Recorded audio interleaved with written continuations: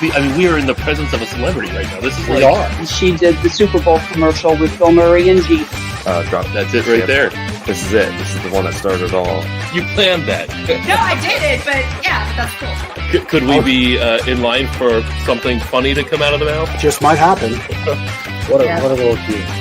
She's the best.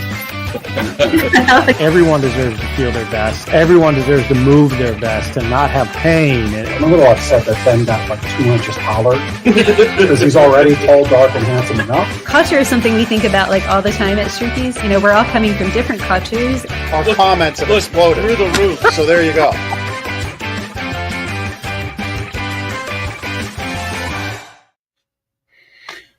Hello. Welcome back. Another week of Lancaster Connects, the show that supports our community. I'm Jeff here at Gardner's Mattress and More. I'm Ben. I said we weren't going to do that. Okay.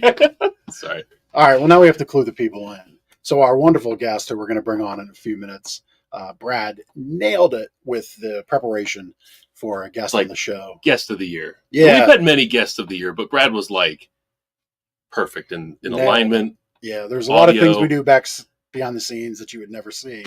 And so when I said, hey, you did really good, I'm like Jordan the Swish, right? And Ben, Michael Jordan throwing up a basket, please throw a basket, shoot, whatever. You throw a football. Right. You could tell I don't play basketball. And Ben's like, you're doing that wrong. He's right-handed. I'm like, well, but I'm right-handed, and this is how I shoot. Nope. I'm going to have to go dribble a basketball at home tonight. I mean, I've never was good at basketball, so maybe that's why. We're going to play one-on-one next Monday at 2:00. Yeah, no, I think that would be. That's good. I think I just need to dribble once and I'll figure it out. I think, yeah. So, is there anybody else out there that's right-handed but goes up to shoot and the left hand leads? Well, there's a lot of kids that do that. I see this all the time in baseball. They're like left-handed kids, but they swing righty or vice versa. They might throw righty, swing lefty. So it is more normal than you made me feel all alone. I don't know that it happens so much in basketball, but sorry, Jeff. We're like as the hip happen in Lancaster Connect shows going, everybody's dancing and grooving. I'm here trying to lay my heart out, and Ben's like, "No, that's terrible. That's trash. That's why you're terrible at basketball. That's why you never made the team." This is what happens here in these four walls sometimes. Mayhem. Yeah. Outside of helping people wake up happy, outside of people helping people wake up happy and pain-free, which is our primary business here at Gardner's Mattress and More. We're in the midst of our summer sales season. Labor Day promotions officially begin tomorrow. Tempur-Pedic, save up to $700 on Tempur-Pedic mattresses. We have our double deals, free size upgrades. We'll pay your sales tax, all kinds of fun things to maximize the discounts on your upcoming purchase. Please do check us out. We'd love to be able to help you. As I said, this is the show that helps our community. Something else that we do, we kind of launched it late last school year. Yep. Because we had an opportunity to get some amazing pillows at an amazing price. And I said, well, let's give them away. And so that's we're doing what now? Yeah. Well, just giving them away. Just giving them away. Giving them away. I'm sorry, I interrupted you. Tell them how we're giving them away. Ben needs podcasting lessons. It's not basketball lessons. It's back to school for your kid. It's back to podcasting school. That's right. That's right. And I'll take the basketball lessons with him. But no, we have our Nominate a Student program. So this is where all Lancaster County teachers. So as you're getting to know your kids, maybe you got the same kids coming back. Maybe you moved up a grade level with them. I don't know if teachers do that. Like I know football coaches, typically the dad coaches move up with their kids' team. Teachers, basically this, if you have a student that struggling, they're not getting a great night's sleep, a nice, wonderful new pillow would just lift their spirits, help them out, make them more prepared for the day, help them get a better night's sleep. We want to be a part of that. Go to gardnersmattressandmore.com/nominate. There's a simple form there. We tell a story of where this little part of our various efforts to give back to our community started. It was with Miss Huber and School District of Lancaster McCaskey had a student who was sleeping on the floor, and we have a picture of the student there. And if you notice that back corner, if you look, you can see up at the ceiling. That young man was sleeping on the floor, and there was a lot of black mold on the carpet. So we didn't see the conditions at the time, but seeing it after the fact. boy, it was just so nice to be able to help him wake up happy and really live a truly healthier life, and get him up off the floor. And so we've got these pillows. We'd love to nominate them, get them in your kids' hands, a little more comfort, a little more relaxation, hopefully sleep better and be more prepared for their day when you help them learn and grow. So gardnersmattressandmore.com/nominate. Did I leave anything out? I don't think so. I mean, really, this is a call for teachers, just like Miss Huber. I mean, it's really cool to be able to help children like that. And Yep. When she reached out, I mean, the answer was an immediate yes. We'll figure out a way to make it happen. So we'd like to make it happen for a lot of other children in our community. So just looking for more Miss Hubers out there. Yeah, I think it was like 50 pillows or so. Yeah, is that what it was? We got a bunch. Yeah. So we'll continue to talk about that as the school year starts, officially kicks off, and then picks up as we get in. So that's that. I think it's time to bring on our wonderful guest, Brad Ortenzi. He is the Eastern Regional Director from ZOE International. Brad, welcome to the show. Hey, thanks for being here. And by the way, Jeff, I think your form is great. I don't think I didn't see anything wrong with that, even a little bit. So. Little juke jive. It's a fadeaway. Yeah, there you go. Yeah. I faded away to the side. It's to the back. You were avoiding the defender, like Steph Curry in the gold medal game on Saturday. My gosh, what a performance there! If I was on that comeback, if I was on that team, comebacks wouldn't even been part of the conversation. They didn't force the mercy rule. Is that what you're saying? That's right. The mercy would have been mercy. Get this guy off the court. Brad, thank you for joining us. We'll get into you and what you do here for our community.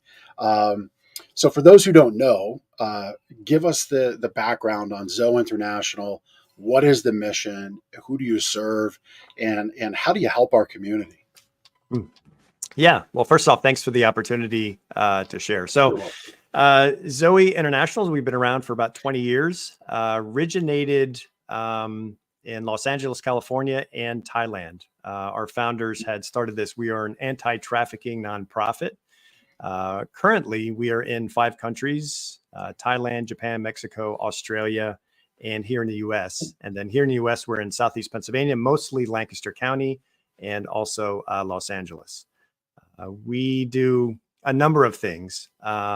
We have homes for rescued children in Thailand that serves about 60 to 70 children. And then we also have a child rescue center in Thailand that we work within task forces in Thailand with the Royal Thai Police and the Thai Social Services, where that home actually serves children that are freshly taken right out of trafficking in Thailand. And then in Los Angeles, we have a home for trafficked girls in Los Angeles, and do a number of advocacy and mentor things there. And here in Lancaster County, it's a little unique. We've been here about 5 years now in Lancaster County.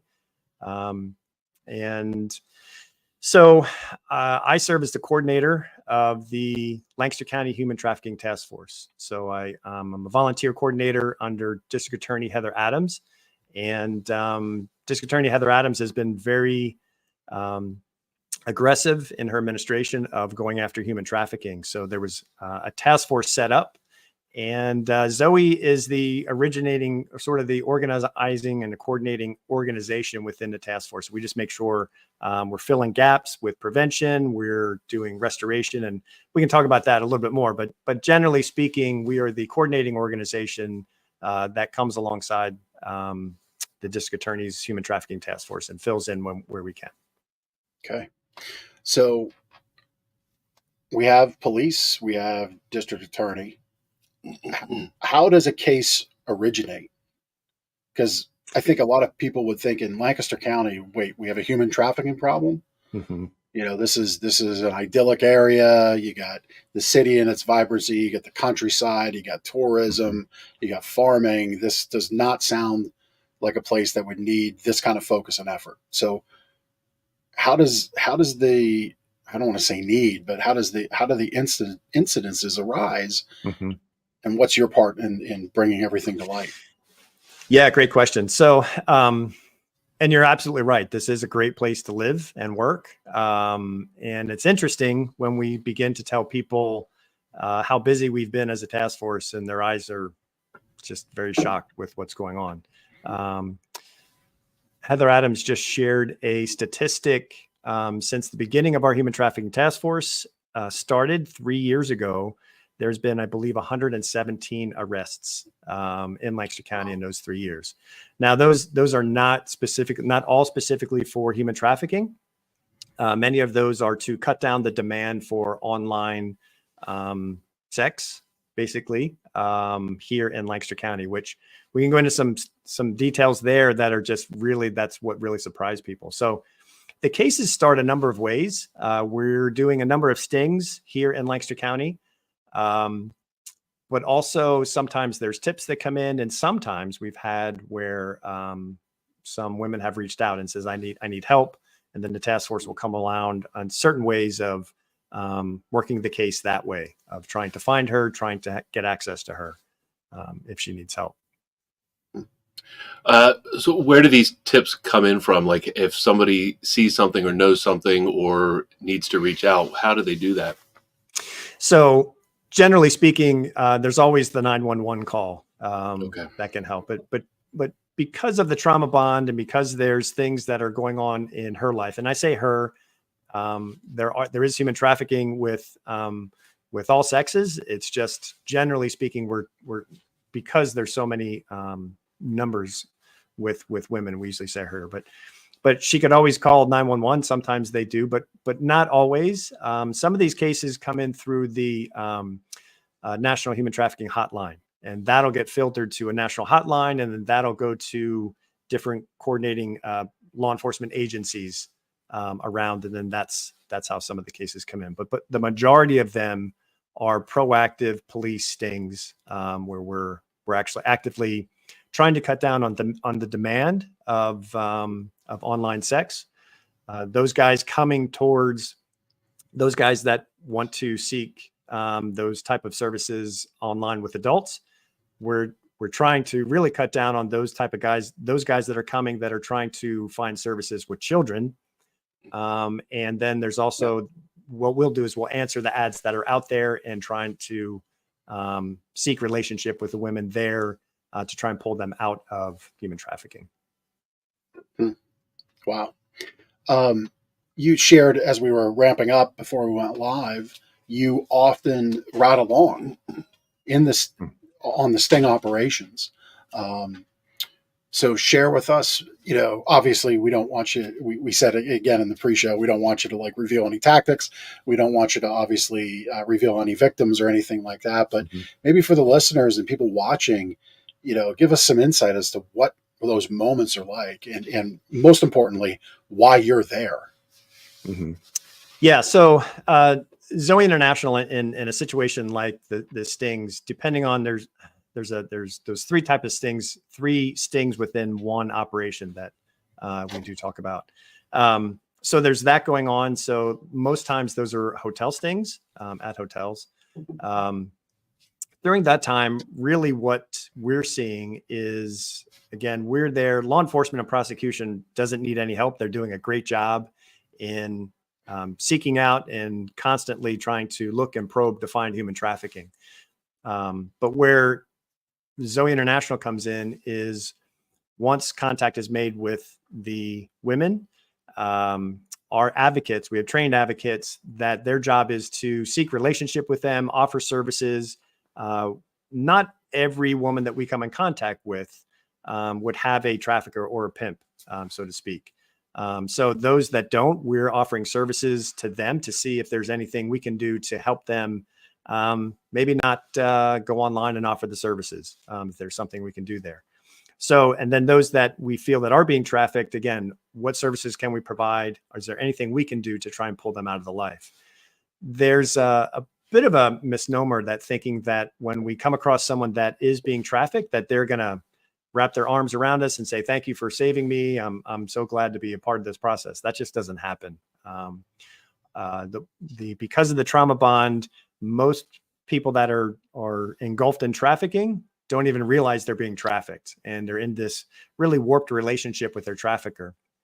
And he's taken access, or he's taken advantage of their vulnerability.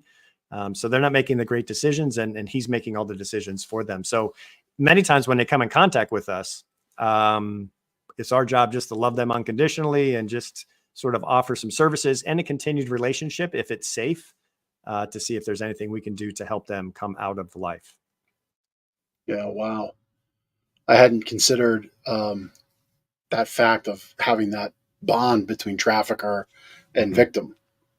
That's pretty wild to think. Here you are in that moment, offering safe harbor, resources, and we'll talk about the resources here in a minute. But that's really wild to think. So that's the importance of having ZOE International, your advocates there on scene, right? To grab, because that's an opportunity to get some mind share, plant the seed, right?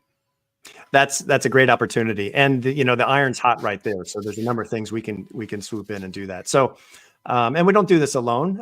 We recently started partnering with North Star Initiative, great organization here locally. We also have begun to partner with the YWCA here in Lancaster. So really, what my job is just to pull in all these resources of the experts, and collaboratively, let's work together to work this problem. Yeah.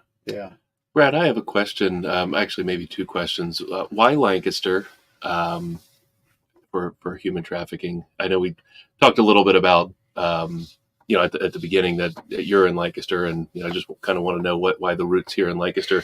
And then, is human trafficking a relatively new thing in terms of being or needing to be policed compared to 20 years ago pre-internet? Can you kind of expand on that a little bit? Yeah, great questions, both of them. So first, let's start with why Lancaster. When my bosses from LA come in and spend any time here in Lancaster, they call it it's like visiting Hallmark, just because it's beautiful. You have you have a beautiful city, but then you also have just the beautiful rural countryside and all of that. But interestingly enough, so our numbers here, just take out the numbers of Lancaster County. We're a very proactive human trafficking task force. Lancaster County has a ton of proactive work. And that doesn't necessarily mean that the trafficking is worse here than other places. It just means that our numbers are high here because we have law enforcement that is actively seeking out and proactively trying to put a stop to this problem, mainly because we have a district attorney that has made it a very prominent part of her administration to stamp this out. So there is a lot of busyness here, but I do like to tell people in Lancaster County, it's no worse, and maybe it might be a little worse here than other counties, but it's not like you're going to find human trafficking under every rock. It's not that bad. But one of the reasons why Lancaster County is a bit of a hub, and if I could first state that sometimes because of the word trafficking, there's a little bit of a misnomer that because we have a lot of highways here, that is the problem. The highways make some easy access, but a person can be trafficked in the same hotel, never leave that hotel, and that's still human trafficking. So there doesn't have to be any transporting of people. And another misnomer is that people are transported across the borders into this country or out of this country into another country for it to be trafficking. That's human smuggling. That's not necessarily human trafficking. So, but why Lancaster County? So one of the reasons where there's tourism, there's going to be human trafficking for sure. There is, we've talked to some of the women that we've come in contact with, and they have told us directly that they would rather be up here in Lancaster County than in Philly or Newark or New York City. It's safer here. Weird part, they can charge more money here, and the guys are nicer. So some of that's good, some of that's warped, all of that. But that shows a little bit into the psyche of Lancaster County of it's a really good place. And but because we have so many touristy spots and a lot of hotels, human trafficking does kind of form around that. And you were sharing with us that a location, a geographic region, the density of hotel rooms, that's an indicator of higher trafficking. Is that right? It could be for sure. There's correlation. Again, That's exactly, yeah, that's the right term. So correlation. So, and it's no longer just in seedy hotels. We're very careful to honor the hotels that we work with. We usually don't share that information, but many would be surprised that there's operations going in just about every, I would say at one point or another, there's probably some type of human trafficking or some type of sex for sale within most hotels within this county. And that has nothing to do with the quality of hotels. That has nothing to do, like a lot of the hotels that we work with, their agency, their organizations, their people are top notch, but human trafficking is so under the carpet that traffickers can come in and use, and no one will be any wiser. They're that slick that human trafficking could be in any hotel, and the staff may not know about it because they're that good at keeping it under the wraps. Yeah, I mean, I imagine. I mean, as you're sharing that, my mind's like, yeah, well, that makes sense. You hear these news reports of drug smugglers and all the unique and incredible ways they're using technology and hiding things within things of things, and it takes tens of billions of dollars of governmental resource to sniff that out. Well, we don't quite have that same resource for human trafficking, do we? We don't have that same level of depth. You don't see the vehicles for human trafficking like you do DEA. You're exactly correct. And again, traffickers can be very slick, and what they do well to avoid detection is they move around a lot. So they don't have to, but as far as the definition of human trafficking, but in order to keep themselves safe, they'll be in an area for a day or two and move to another hotel. So they're always constantly moving.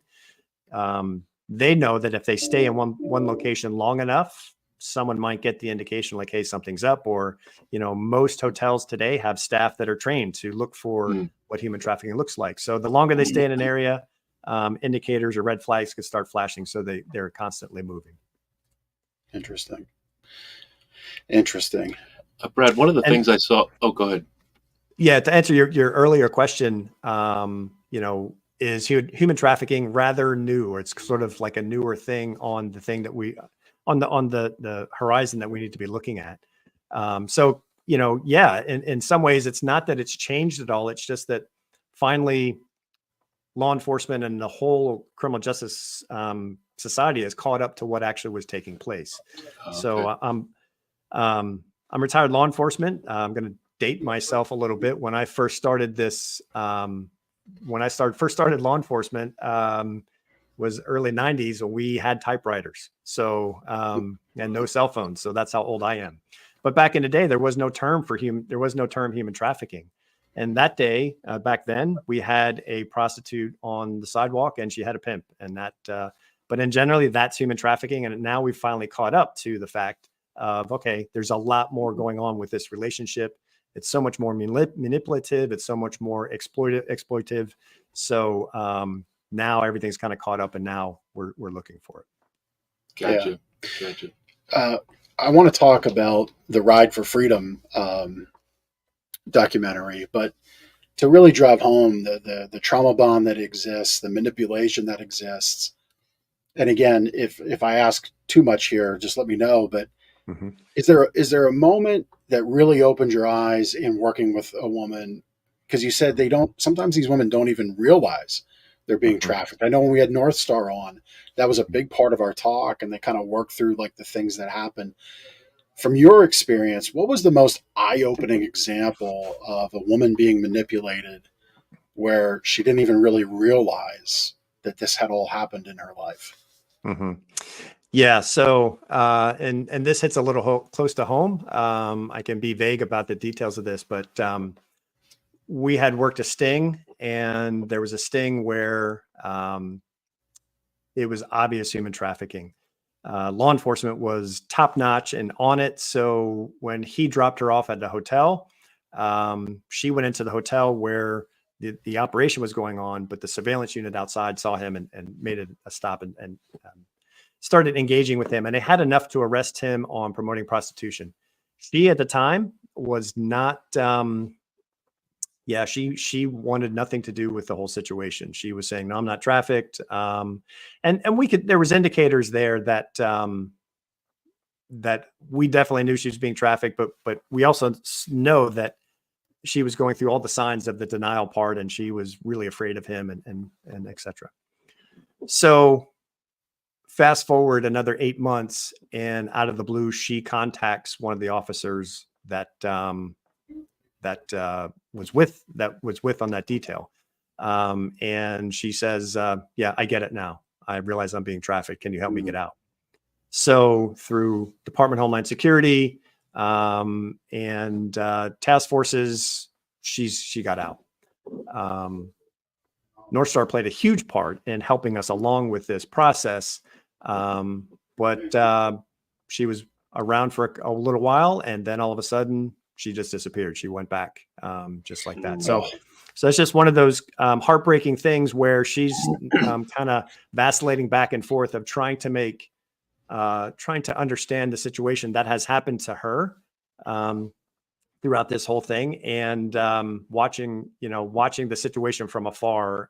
It's a heart tug because we know what's going on.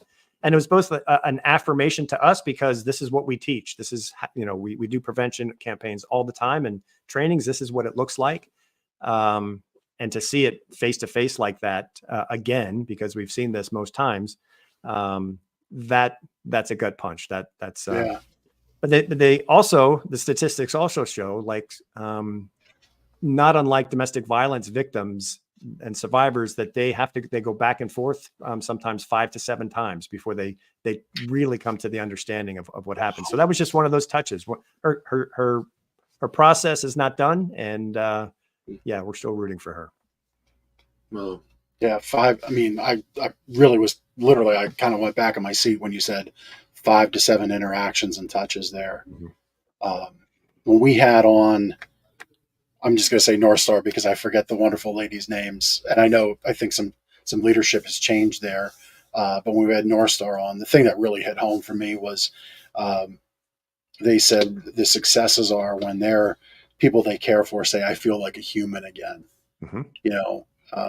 Like for people to lose, and those are easy words to say, but for people to lose that feeling that way entirely is really profound. Yeah. So, it's I'm sorry, go ahead. No, I was finishing up. Yep. Yeah, it's a deep manipulative relationship. The trafficker finds every vulnerability that she will have, and he will find different ways to exploit that. And it's I over 20 years of law enforcement, I worked with victims my whole career, and I never quite understood the complexity of the trauma bond until I came into human trafficking work. And to be quite honest, to be very open and transparent, when I started looking at that, like, I had the same question most other people have. Why aren't they walking away? Why don't, if all the resources are there, what's that hindrance? And then when I began to get trained and deeply trained on the trauma bond and what that looks like, it all makes sense. But once the deeper you get into the trauma bond, the more heartbreaking it is. Yeah. That, how can people pick up on aspects of the trauma bond? Yeah. That's probably a whole nother story and a whole nother system in itself. And that's, just to say, most people like to answer the question, what can I do? What signs could I look for?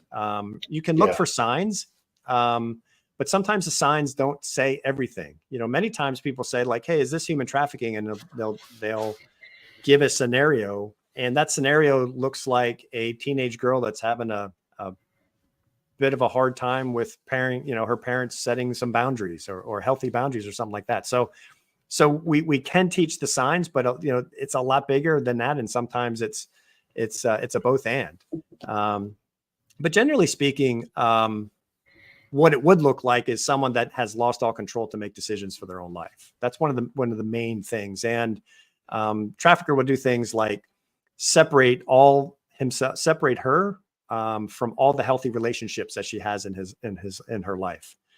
Many times we'll find that the trafficker will kind of blow up situations if there's challenges with family. And generally a lot of the survivors that we're coming in contact with have had some risk factors in their lives that they don't have a whole lot of community around them, or their family system broke down or community broke down. But what the trafficker will do is find whatever vulnerabilities in that system, if there, or I should say, he'll find whatever healthy relationships there, and he'll blow them up and try and create a distance between them. He does not want any healthy relationship or healthy conversation with her. Yeah.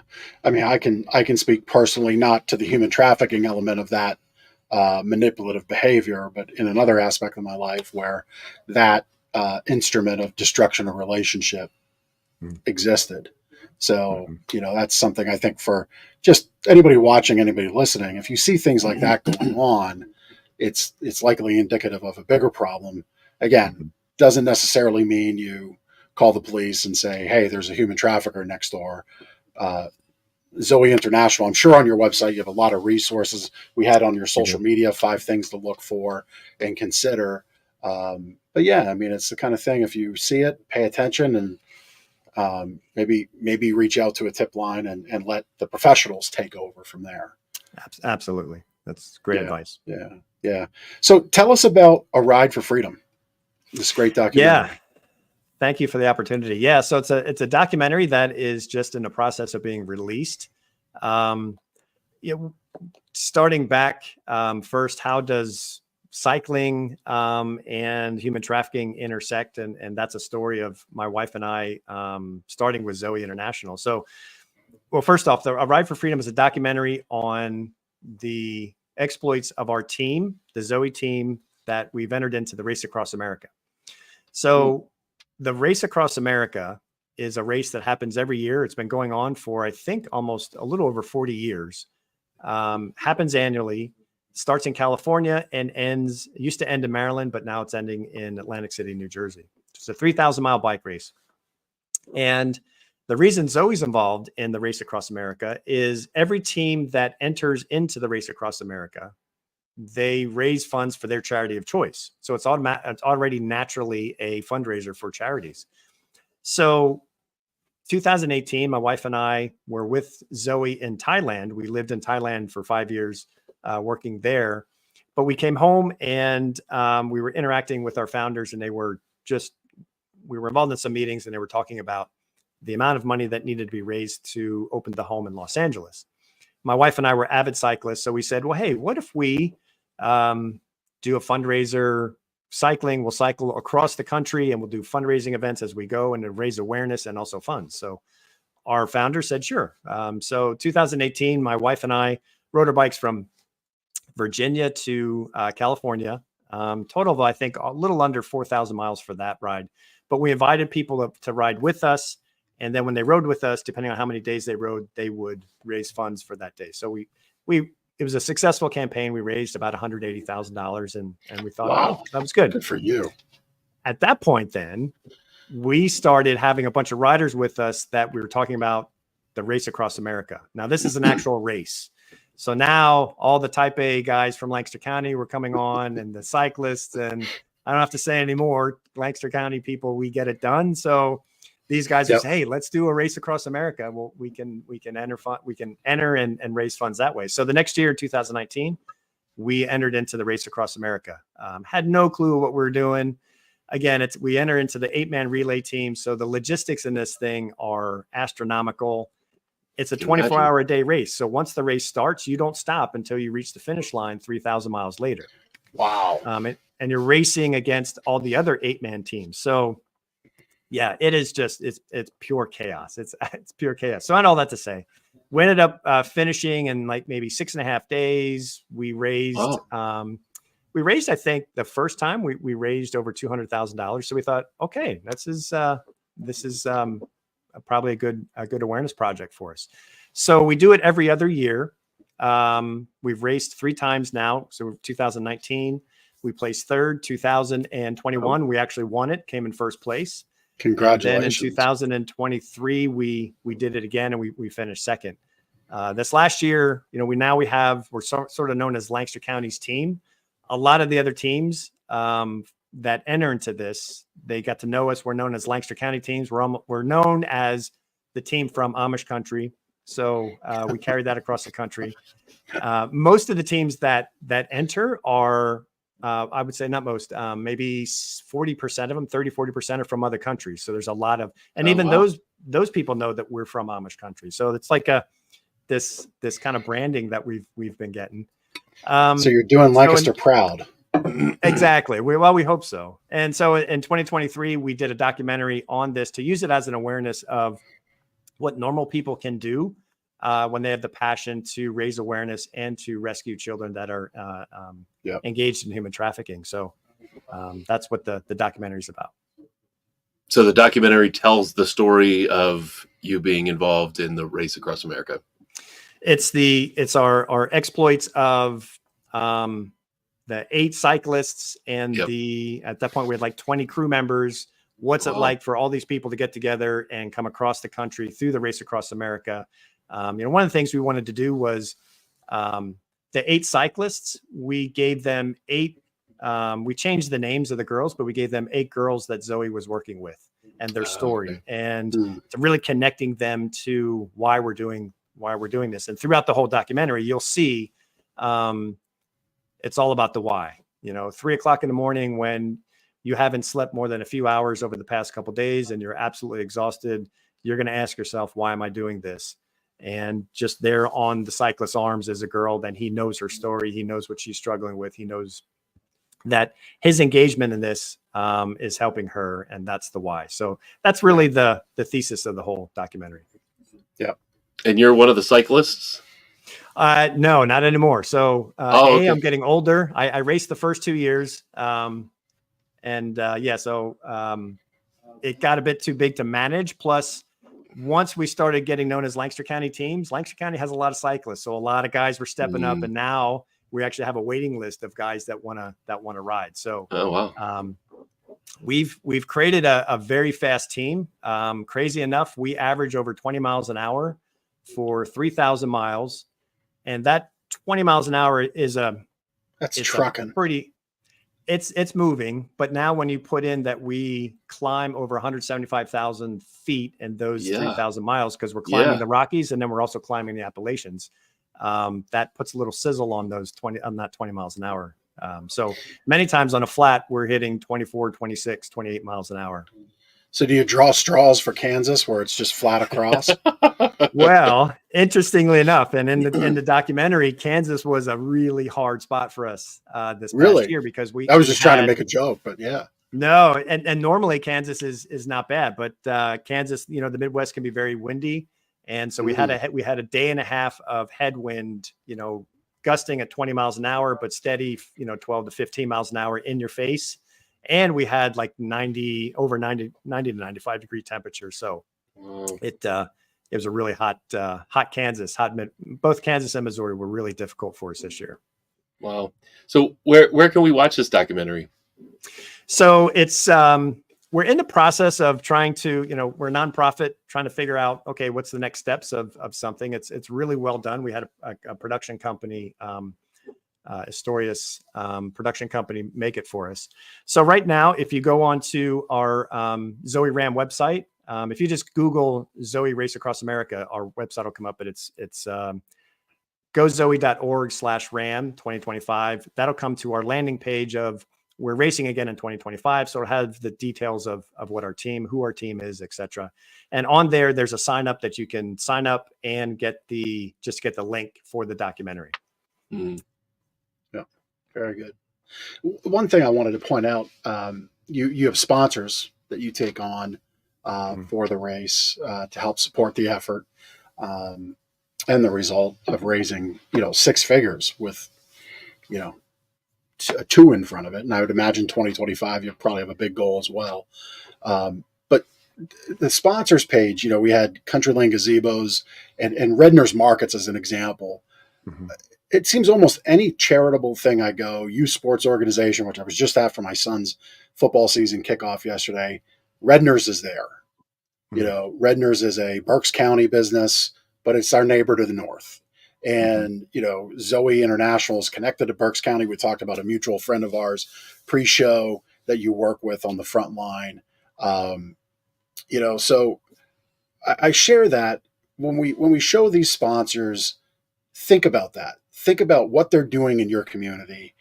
And, if you can't donate to a company like ZOE International, you can't donate to the other companies and charities that the charities that we have on our show. At least think about, if you're going to go get groceries this week, maybe go to Redner's instead, right? Because they are supporting companies like ZOE right here in our backyard. They're supporting the dog rescues. They're supporting Help the Fight. They're supporting all these great charities we bring on the show. And this is, I think this is the fourth time in the last week I've seen Redner's name come up in my personal life, including this show. So I just wanted to shout that out. What do your sponsors do for you? Like, what does their support mean for you and your endeavors with Race Across America? Yeah, great question. It's such an affirmation to what we do. It's one thing we know that people are behind us, and people will say like, "Hey, love what you're doing," whatever. But when they put a financial dollar amount to it, that really is an affirmation. Like, okay, they believe in what we're doing, and they want to do good with the profits of their business, which I think is amazing.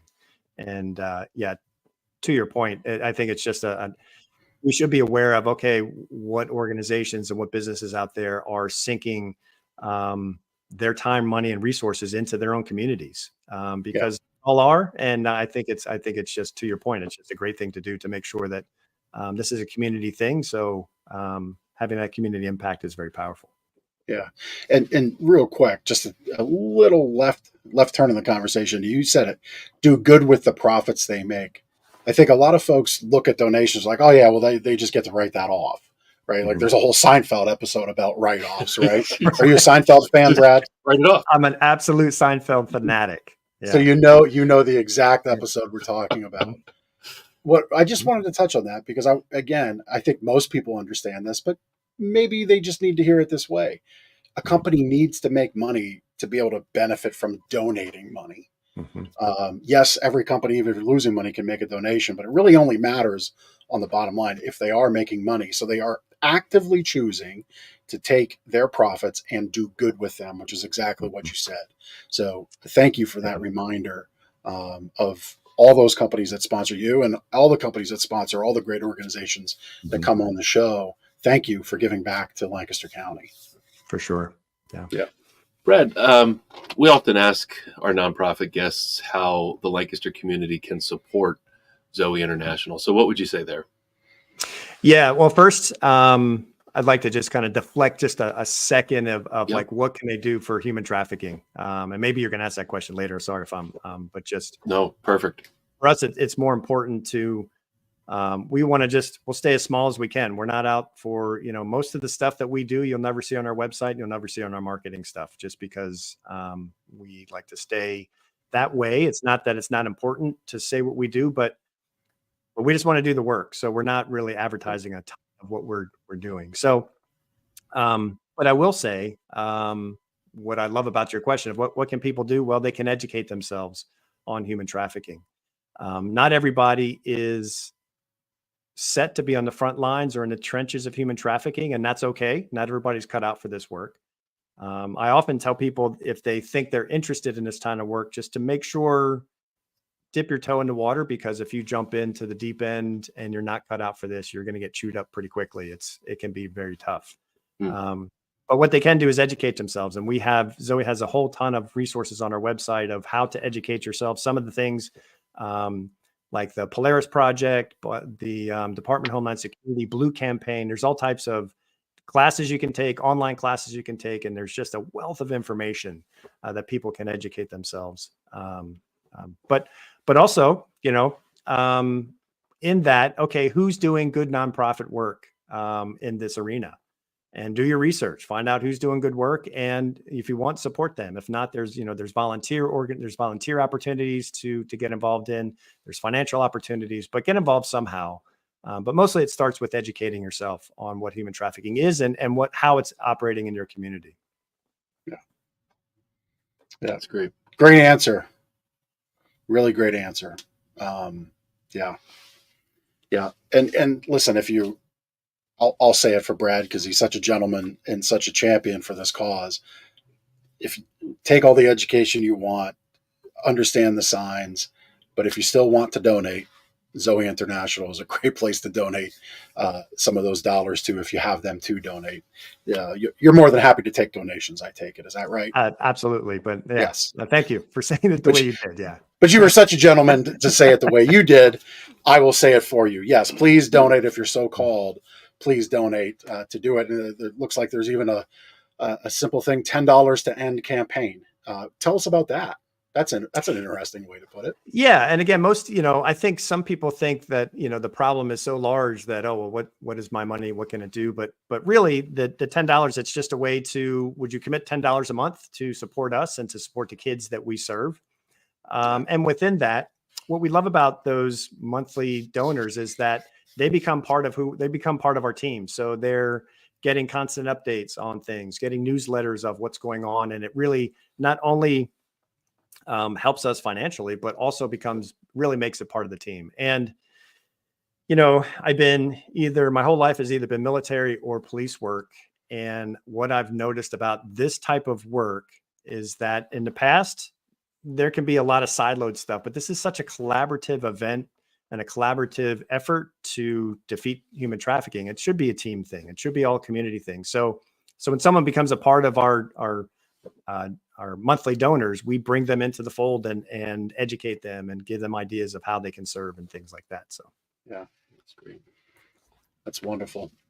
Wonderful. So let's just go over your websites again, because you have your website for the documentary and we have your main website, gozoe.org, GOZOE.org. That's where you'll get everything ZOE International. And then we had ZOE RAM for the documentary, ZOERAM.org, ZOERAAM.org. And that's where you'll pick up the Race Across America, Ride for Freedom documentary, which, as you said, is all the exploits of an incredible 6.5 day race that's 3,000 miles. Blood, sweat, and tears of, yeah. Mm-hmm. Yeah. And I really like how you put you gave a name, you gave a cause, a person behind all the pedaling, all the blood and the sweat and the tears. I thought that was a really special touch there to do that for the riders. And I guess you call them cyclists. There's not any riding; they're cycling. Cyclist riders, they answer to anything. But okay. There's a joke that these guys, we call them the prima donnas because all they have to do is ride their bikes, and which is really tough, I know. But the crew as well. The crew is, their job is to make sure that the cyclists get fed well, they get as much sleep as possible. So, but the riders and the cyclists are very, very honoring to the crew, but it's just an inside joke with us of, they're the prima donnas and they're the quarterbacks of the show and we're just the linemen. I was just going to make that one. My son's an offensive lineman. So I remind him hey, this is the life you chose. Exactly. There's no stats for linemen. There's no stats for road crew, food crew, hotel crew. All the stats for the pretty boys, as we call them. For the pretty boy. So, love it. Brad, thank you so much for spending time. Thank you for choosing to do the work you do and lead with ZOE International. Again, shout out to the Lancaster County Human Trafficking Task Force, and specifically our local district attorney's office run by Heather Adams. All of this work can happen, but if our judicial arm doesn't want to sink their teeth into a problem, they don't necessarily have to. And, that is just, I think, something to specifically call out, that everybody's efforts are supported and not undermined by local judicial branch. So, and enforcement. So thank you to them. And Heather Adams and her team. Brad, thank you to you. Thank you for your time. So we know you're an Eagles fan. We got to know that in the pre-show. We know you're a Seinfeld fan. We got to know that in the show. We're going to get to know you a little bit more with our connection cocktail, if that's okay. Sure, absolutely. All right. You want to lead it off? Yeah. So, Brad, we got 3 questions for you. If you had more hours in the day, what would you spend them doing? Like if the day included more than 24 hours. Yeah, good question. Well, right now I'm training for an Ironman triathlon in September. So, yeah. And my wife is so on board with this. But they're pretty much all our time. Like we're not even taking a vacation this year because this whole last 6 months has been training, and our date nights have been cut short and all that. So yeah, I would maybe continue training, but also be great to hang out with her a little bit, make sure that, yeah, she's been uber supportive. And I promise this is my first and last one. I'm never going to do this again. Okay. That was the question. Okay. And where are you doing this? It's Cambridge, Maryland. Okay. So you don't have to swim in the Susquehanna or anything like that. No, it's Okay, the good. Chop Tank River, which is actually part of the bay, I guess. So Okay. Good. Yeah. Well, good luck. thank you. Yeah. Thank you. So maybe question 1 dovetails into question 2. Do you have a hidden talent? No, recently though, I'm a fly fisherman. So within the past, I would say 3 years, I started to tie my own flies.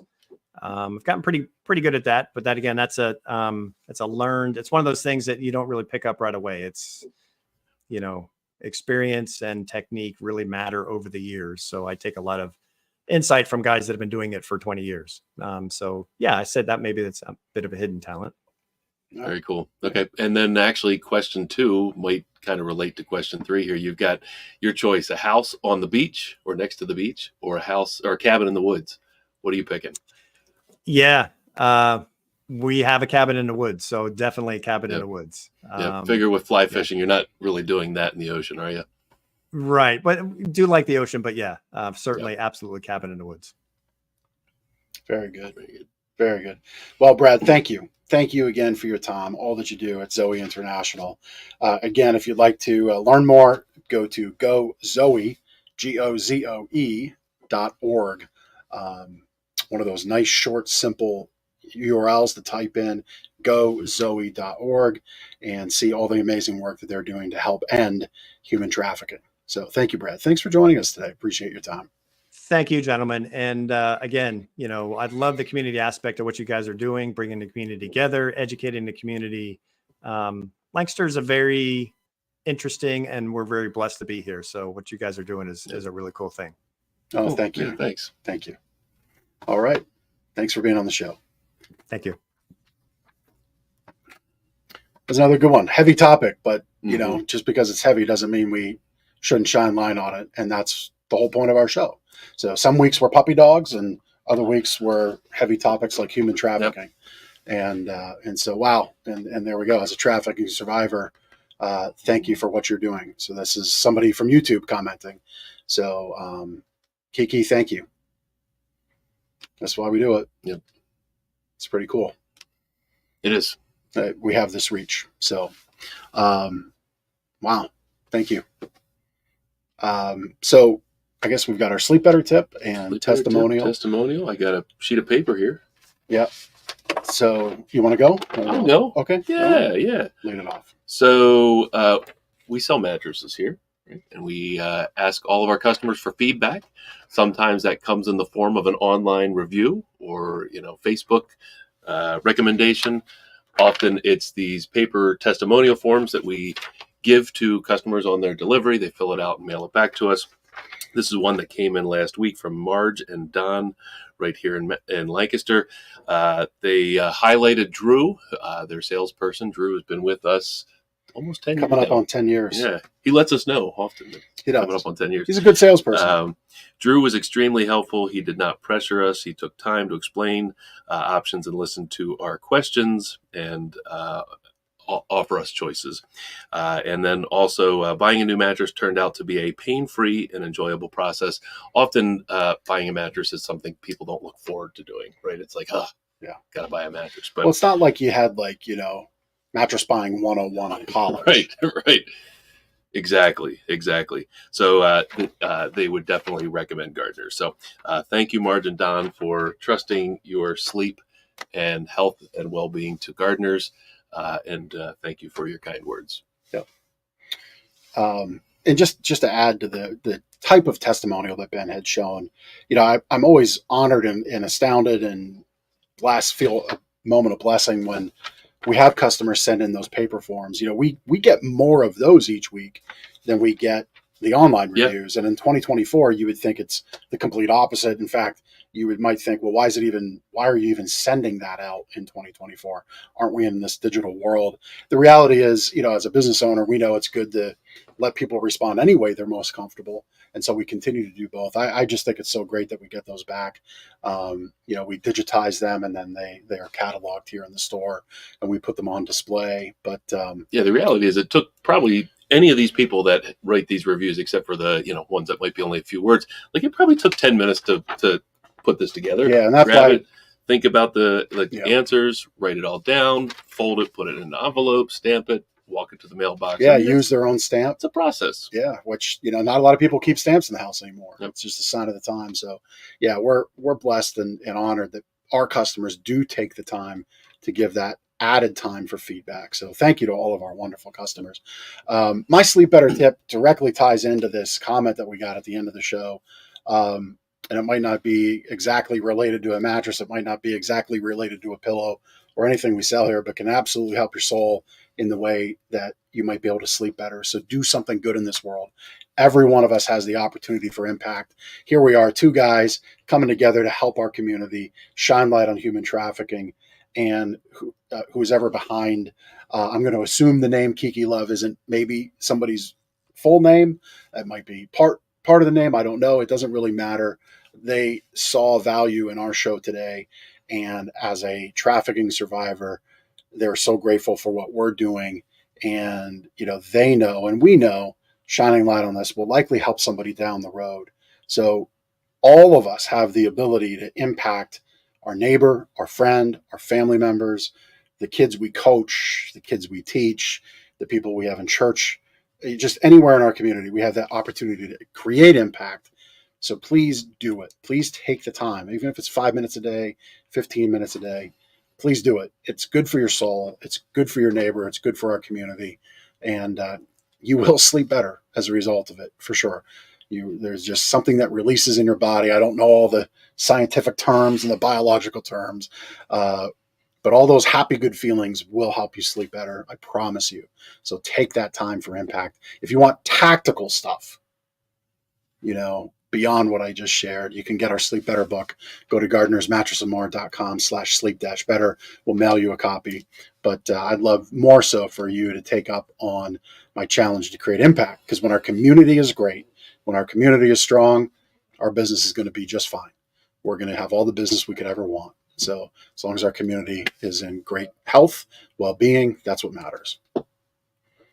Yep. Well said. I think that's the show for this week. So we're back into it next week. Labor Day sales continue. If we can help you out to sleep better, please do come see us, call us. We're here to help you.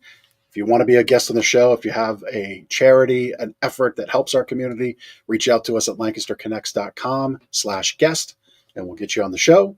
And until next week, we'll see you next week. Take care.